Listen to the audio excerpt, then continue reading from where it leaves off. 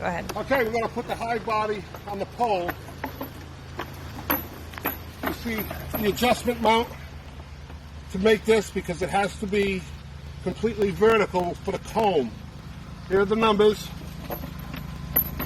There's the chain on the rod, okay?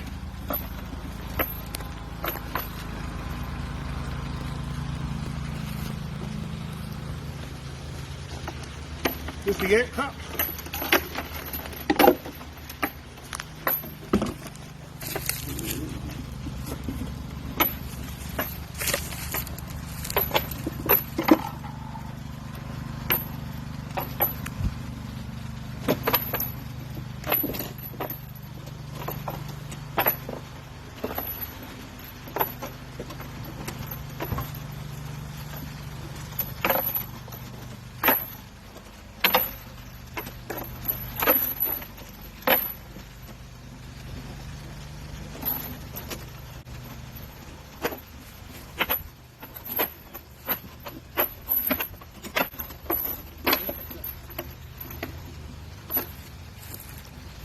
Okay, then you put in your B-stops.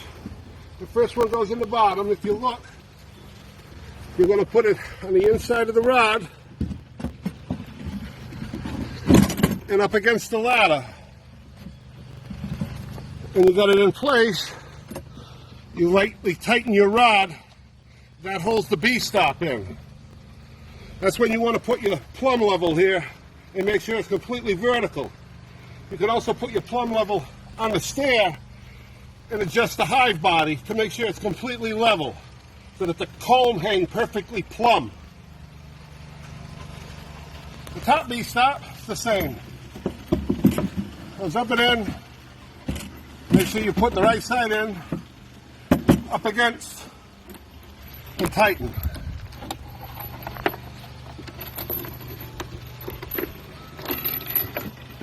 Once you've got it up against the stairs and it's vertical, it's in place.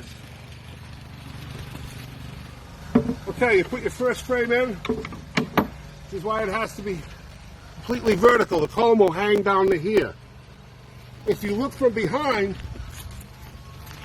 you will see the gap. And so the bees have access back here. It also has a missing back. That's where the condenser goes that condenses the water that'll shed outside the hive, which is the mechanical feature of this hive, of removing water mechanically using the bees' heat energy to make it rise and come over the top. Once it comes over the top, there's no more bee heat energy here. It condenses and strains out. Okay, this is the condenser. It's also the seals for the lid. This unit holds it in.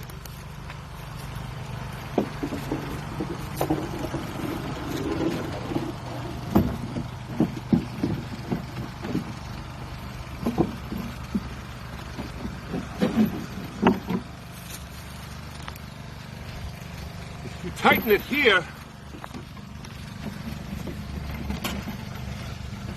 flush is where the lid will sit. But as you notice, it gradually gets lower so that the wind doesn't directly come through into the hive. Number 13, the condenser top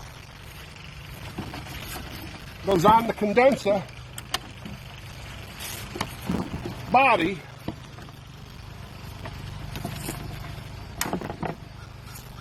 And this is the top of where the lid sits. So this is forming the lid seal around the hive.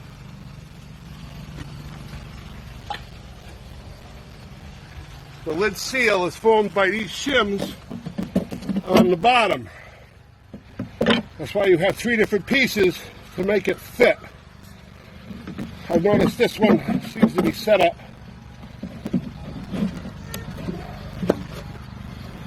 like that. So you see how this is even. This is where the cover sits. These get mounted with your 1¼ screws, and it lifts up a little bit above the body, about 1 inch. So it'll be just like that. Okay, I'll put it together now. Okay, we're going to put in number 34 as the feeding shelf, as well as the bag of wood chips, which acts as the insulation against the bee stop. So if you look in,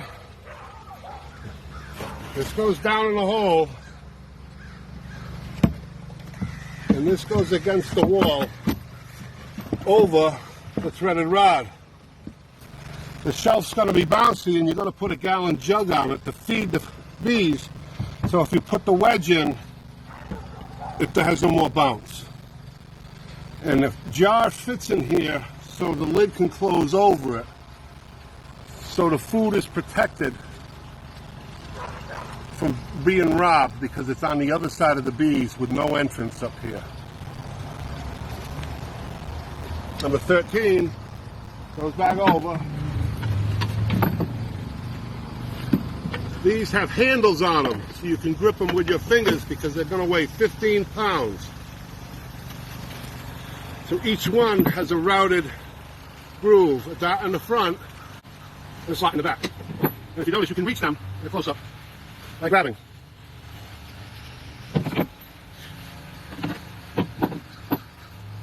going to finish putting in the last frame, and then this is the holder. It reaches around the back of the bee stop and goes in the front. But this doesn't just hold it for bouncing in the wind. This has a second purpose.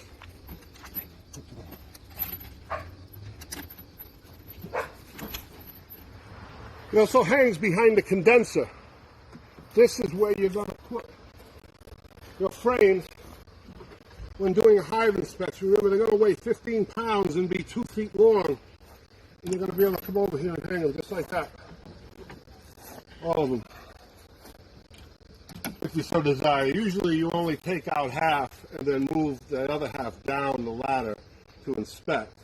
But you could take them all out and put them on the hanger. I screwed on the hinges, which allows the door to open.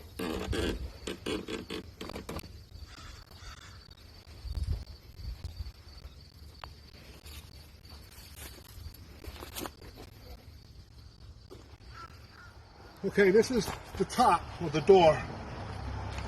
It has a frame holder. Down here it goes up against the tool shelf, which we'll put in. It has the 2 strips that hold these seams together, because there's no nails through the top. The top has the 2 spaces for this hinge and the leg.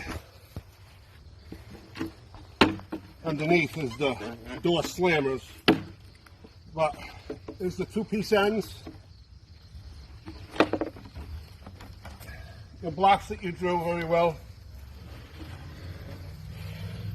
and the hinges, the door hinges. Okay, so they go on the bee stop, not the block.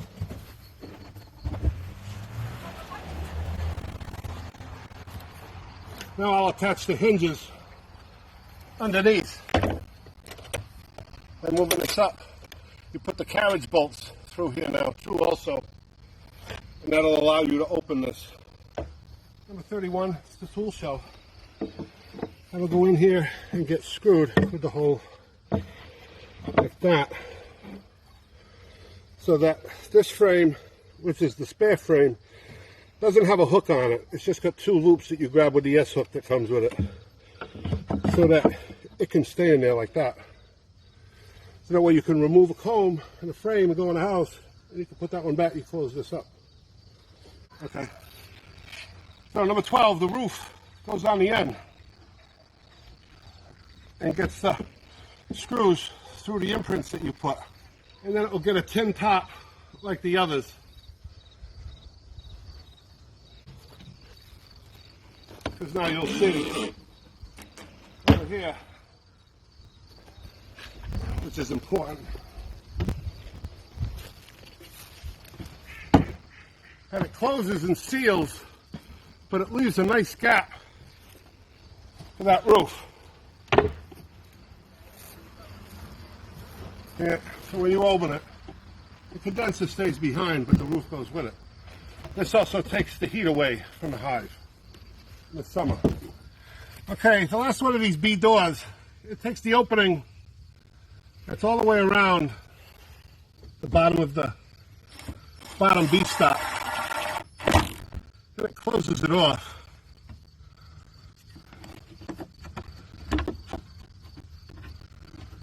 If it's winter,